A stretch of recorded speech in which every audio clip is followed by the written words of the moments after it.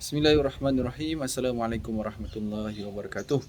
Dan salam sejahtera saya ucapkan kepada tuan-tuan dan puan sekalian yang sudi untuk bersiaran di laman Sumber Inspirasi YouTube channel. Jadi pada video kali ini kita akan sambung berkenaan tentang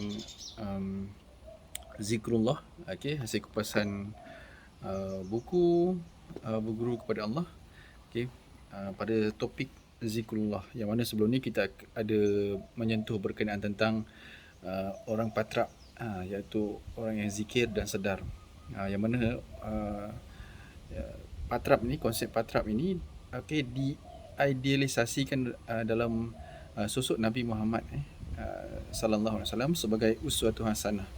Tidak kenal rasa takut, tidak gentar dalam keadaan bagaimanapun. Baginda selalu sabar dan tenang dan selalu diliputi oleh rasa kasih sayang sesama makhluk hidup, dan oleh kerana itu beliau dicintai. Baginda dicintai oleh semua umat manusia.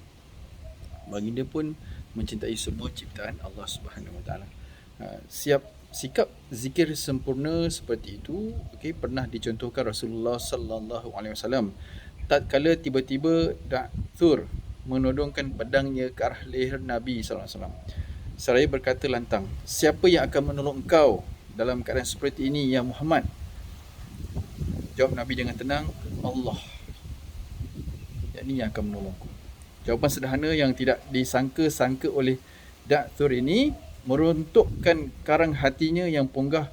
Tubuhnya bergetar seakan tidak lagi disanggah oleh tulang-tulangnya yang besar. Dari apakah gerangan yang mengalir dari mulut Muhammad yang membuat jiwanya sesaat seperti mati tak berdaya?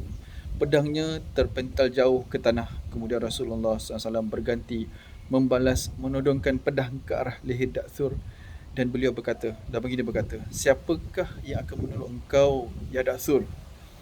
Ia pun jatuh bersimpuh di kaki Rasulullah SAW sambil mengiba untuk diampuni atas sikapnya yang bongkak congkak, dan berkata, "Hanya engkau, ya Muhammad, yang boleh menolongku." Seketika itu Rasulullah SAW menasihatinya agar ia kembali ke jalan Islam. Tuan-tuan sekalian, peristiwa di atas yang mana dalam buku ini yang baru disebut tadi merupakan sikap sempurna dari zikir Rasulullah SAW.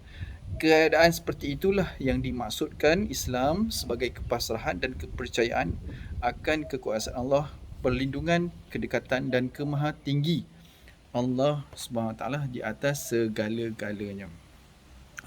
Seperti mana diceritakan tadi bahawa selepas saja jawapan Nabi Muhammad sallallahu alaihi wasallam Allah, maka terus Da'thur itu seperti terkesima, terkejut, terpaku sampai orang kata apa?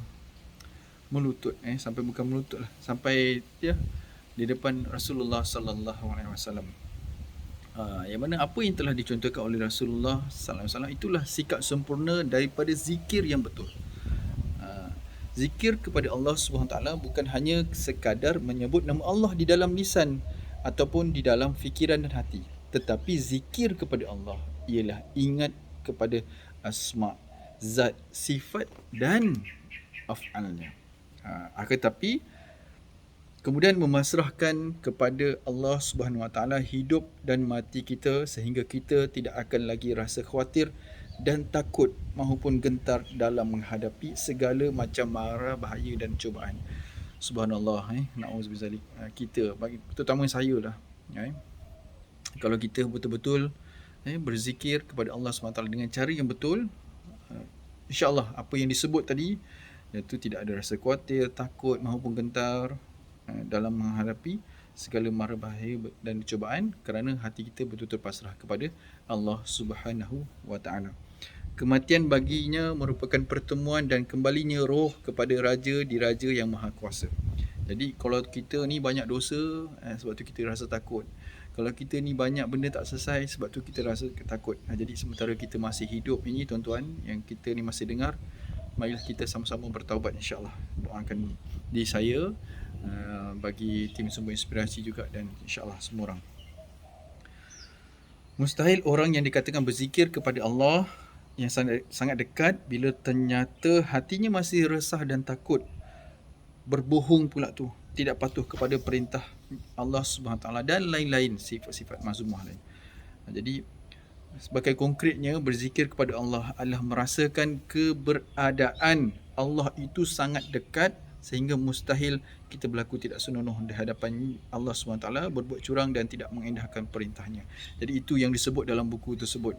Jadi minta jauh insya-Allah kita daripada berterusan, mungkin kita ada buat silap sebelum ni, minta jauh kita daripada berterusan melakukan dosa, kerana kalau kita berzikir dengan betul seperti yang dimaklumkan tadi, bahawasanya kita akan rasa Allah sangat dekat dan sangat mustahil untuk kita berlaku tak senonoh di hadapannya. Jadi mungkin sekadar itu sahaja. Nanti kita akan petik lagi. Okey. Berkenaan tentang surah Sa'ad, okey, surah ke-38 daripada ayat 75 hingga 83. Kita akan sambung untuk part yang ketiga insya-Allah. Untuk sesingkat ini 5 minit 6 minit ni, kita semoga kita dapat sesuatu. Kita menjadikan Rasulullah sallallahu alaihi wasallam sebagai contoh orang insan yang berzikir yang betul, yang mana dapat ditunjukkan secara zahir kesan zikir yang betul insya-Allah. Jadi kita jumpa lagi video akan datang. Salam inspirasi buat semua. Kami doakan agar anda semua sentiasa bahagia, berjaya di dunia dan juga di akhirat insya-Allah. Amin. Salam inspirasi daripada YouTube channel Sumber Inspirasi. Assalamualaikum warahmatullahi wabarakatuh.